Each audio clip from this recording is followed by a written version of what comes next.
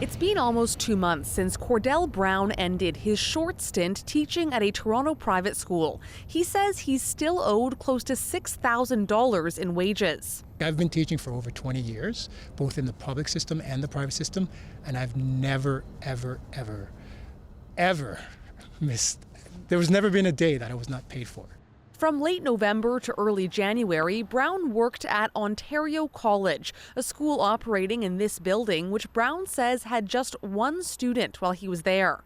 Brown has since learned the owner, Anchuan Jiang, has a history of not paying employees, so-called wage theft. We first reported on him in 2018 when we spoke with former employees at a media company Jiang owned, who had been waiting 2 years for months of unpaid wages. In 2021, Jiang pleaded guilty to charges under the Employment Standards Act. He was ordered to pay the wages and was also fined $100,000.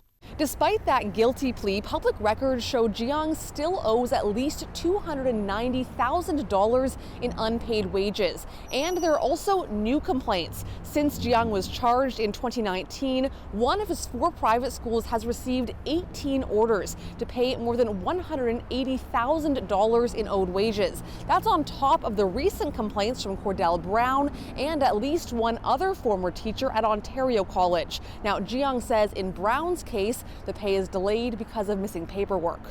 In a statement to CBC Toronto, Jiang said each of his private schools, quote, diligently processes monthly wages for all current and laid-off teachers and staff. He says not qualifying for pandemic government subsidies led to a financial crisis, leading to some unpaid wages, but says he's working to pay off what's owed to those teachers as well as employees at his former media company by the end of this year.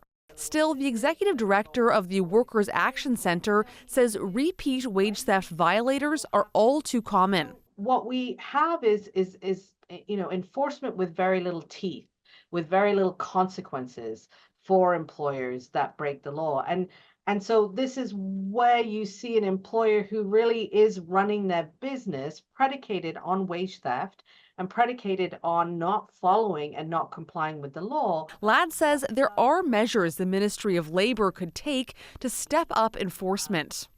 You can stop an employer from being able to get a mortgage, from being able to get a driver's license, a liquor license, any of the licenses that businesses need to operate a business.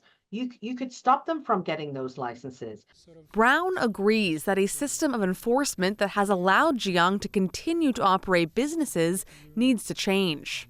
When you think of people having problems with their mortgage payments or maybe childcare payments or student loans, the ripple effects can be really, really damaging. And I just think he needs to be held accountable for what he's done, because he's obviously hurt a lot of people. We asked the Ministry of Labour if it has plans to strengthen the enforcement of the Employment Standards Act and whether any changes might include denying a business owner various licenses. The ministry did not address those questions, but said in a statement it uses every available avenue to recover owed wages. Sarah MacMillan, CBC News, Toronto.